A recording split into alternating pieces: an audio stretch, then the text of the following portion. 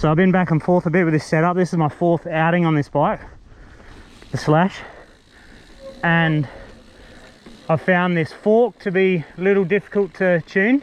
Well, not difficult to tune, but has a lower performance ceiling than the old B1 spring in the lyrics. So I found 1 token's not enough, 2 tokens feels pretty good, 3 tokens feels stronger, but you're starting to get to the point of I have to run it a little soft off the top to get compliance, and then it's harsh down the bottom. So it's a soft off the top, harsh down the bottom. I want it to be supple off the top but still efficient, and then gradually a little bit stiffer as we go through, so it's a consistent ramp, consistent spring, which is what the old one offers. This new one, I kind of get that with 2 tokens. It's as close to what I'm looking for with 2 tokens. 88 psi, probably could go to 87, 86, get a little more supple off the top, but it'll start to cost you a little bit more flow speed. It's just not super supple. It's not like the old spring. It's not as good, definitely not. So this will be my last ride with this spring in, and then I'll change it over and test the old spring back to back. But if you got to see one, 2 tokens for sure. That's a 170, so 160 is probably going to be 2 tokens as well. 3 feels a bit strong, so, and maybe a consideration for the Zeb 2, start at 2 tokens, so you can get a nice strong. So when I say strong is I'm missing with 1 token, I'm missing support in the mid stroke. I'll talk more about that in another video. Rear shock 170 psi, compression in the minus. So if we have a look at this, you've got this compression dial here, minus 0 or plus. 0 is a little harsh. It almost feels like trail mode for most shocks. Minus feels really good, fairly supple. Plus is really rough, so good for commuting or whatever. But anyway, 170, no tokens. I can't put any tokens. I can't take any tokens out. It feels, to be honest, a little bit too progressive. If I was tuning this bike, it's a deep dive. Let me sit down and have a chat about that. But to give you an idea, I reckon 168 is probably my sweet spot for still carrying speed, not bottoming out, and not really choppy off the top. But let's hit Twisted Gum, and I'll kind of explain it as we go. When it's a little too progressive at the back, it's hard to send it into rough stuff and still hold your line and redirect if you need to make minor redirections of your bike. Whereas if you button off the progression a little bit, take a token out and add a little bit of pressure, it's more supple down the end of the travel. So when you're hitting those dunk, those hits deeper in the travel as you're trying to steer around, it won't deflect your bike, and you can still hold a line and point that bike where you want to go. So I'm struggling a bit with that for the moment, but let's just have a nice easy spray down here, and we'll see how it feels.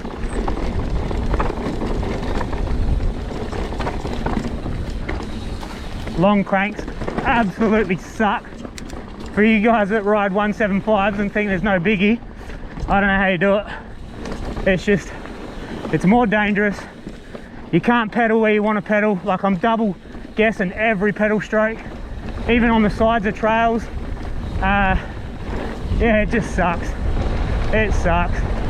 And I'm having to wait a really long time for 165 cranks in this 55mm chain line, which sucks also. So going through here, it's just a little bit of chop at the back, and it's just stopping me from being able to set the bike online and keep it online.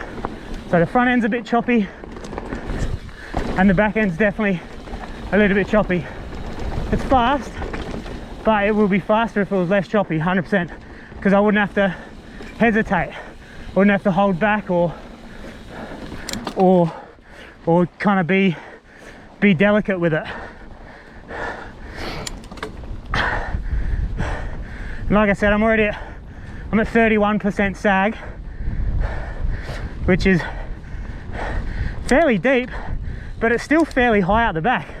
The bike itself's got a very high relatively high bottom bracket. Yeah, see, all through here, that's just harsh. Whereas the old Lyric, I wouldn't even feel any of this. Would not even feel it. For the same efficiency kind of descending setup. It's just notably better in every situation. 3 tokens, little softer, feels better on stuff like that. But then when you go into deep hits, it goes from soft to rough, and it's like you're riding 2 different forks.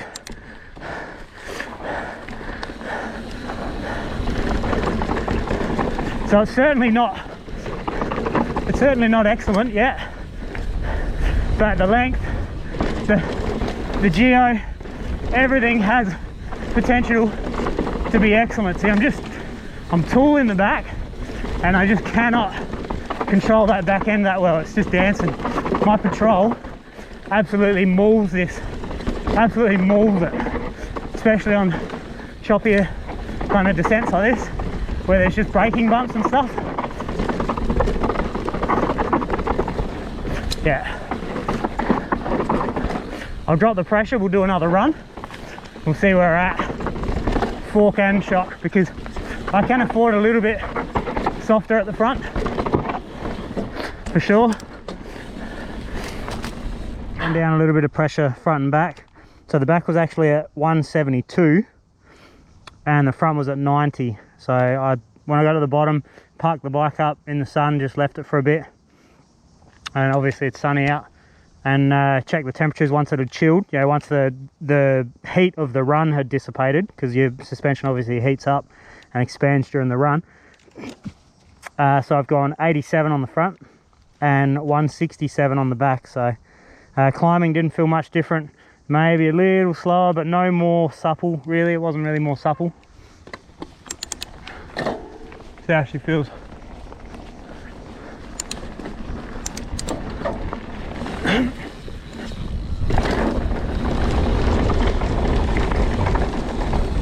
Yeah, fork's definitely a little bit more supple.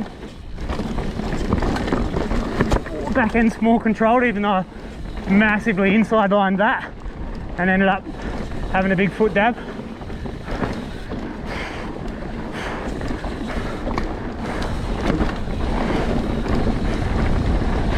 Yeah, I've got no confidence to put any pedal strikes in. Back brake is a little spongy, so that's going to need a bleed. Yeah, can't readjust my feet because I'm just scared of clipping a pedal. Yeah.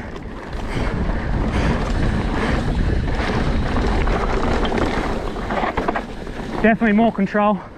Definitely more control. Like I was saying on that last run about carrying speed, even though the bike was stiffer and, you know, essentially more efficient on smooth stuff, no way is it more efficient on the rougher stuff.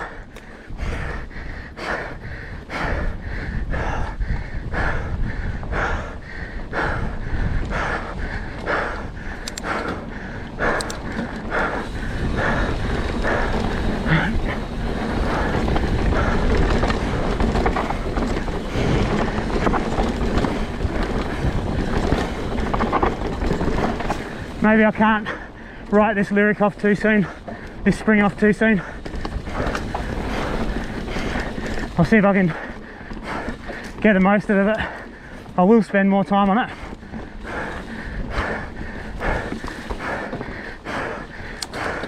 And we'll see what the extent of the pros and cons end up being. They are right. It does stay higher in its travel, which is nice.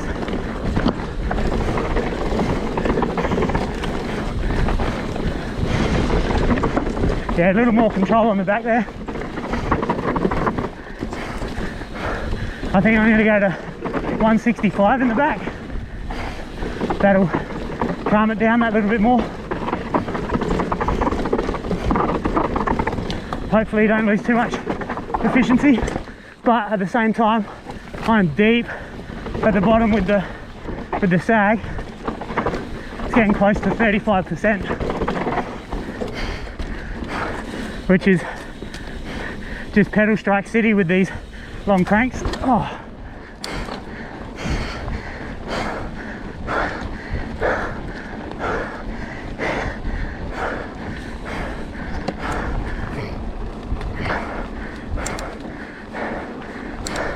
Yeah, fork felt good through there. Felt quite good.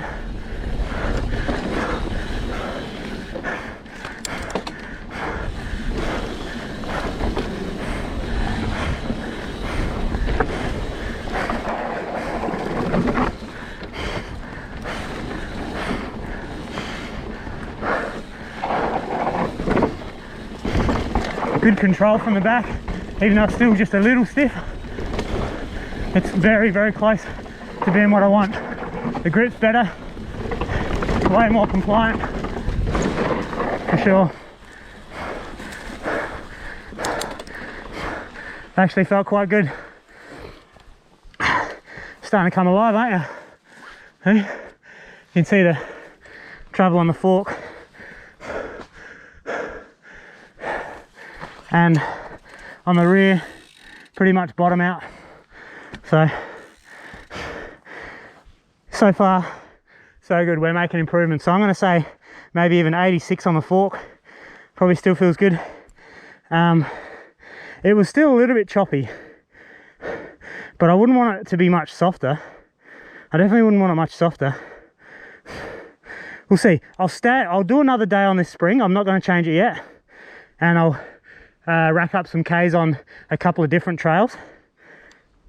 See how it, just kind of get my mind off of the feeling of the fork and just onto riding, and let the fork tell me what's going on, which is kind of what I'm doing anyway. But more data is better, so more time, log more data, and we'll see. But yeah, this C1, maybe it's not so bad after all.